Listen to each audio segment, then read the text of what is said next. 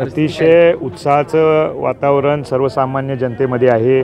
विशेष करून ग्रामीण भागामध्ये देखील अगदी शेवटच्या टोकापर्यंतची जी वाडी वस्ती आहे तिथे देखील शाहू महाराजांचं नाव घेतलं जातं आहे। यावरून एक आपल्या लक्षात येईल की एवढ्या ग्रामीण भागातल्या कोपऱ्यातल्या एका शेवटच्या गावापर्यंत जर ही परिस्थिती असेल तर निश्चित सगळीकडे शहरी भाग असो किंवा ग्रामीण भाग असो सगळीकडे अतिशय चांगलं वातावरण आहे आणि मोठ्या मताधिक्यानं इथं महाराज निश्चितपणे येतील हा माझा सर्वांना विश्वास आहे। काल राजवर्धन कदमबाटे यांनी कोल्हापुरामध्ये प्रेस घेतली आणि काही आरोप केले किंवा काही दावे केले हे शाहू महाराज जे आहेत ते शहाजी महाराजांचे वारस असू शकतात मात्र शाहू महाराजांचे वारस असू शकत नाही असा दावा केला।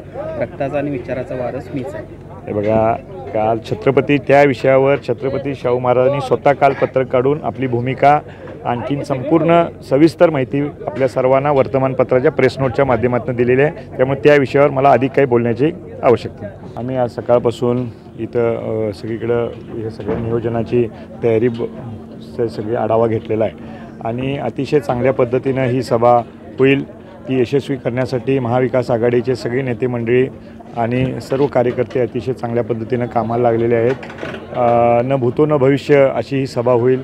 अतिशय चांगल्या पद्धतीने सर्व यंत्रणा आणि सर्व व्यवस्था या ठिकाणी करण्याची हे प्रयत्न सुरू झालेले आहेत आणि चांगल्या पद्धतीनं ही सभा होईल। लोकांनी ठरवलेलं आहे, जनतेनंच आधी ठरवलेलं आहे। त्यामुळे कोणी आता नवीन सभेला आले ते देशाचे पंतप्रधान आहेत त्यांचा आदर निश्चितपणे आहे। ते आले काय आणखीन कोणी आले काय आता कोणाच्या हातात ही निवडणूक राहिलेली नाही, ही जनतेच्या हातात आता निवडणूक गेलेली आहे।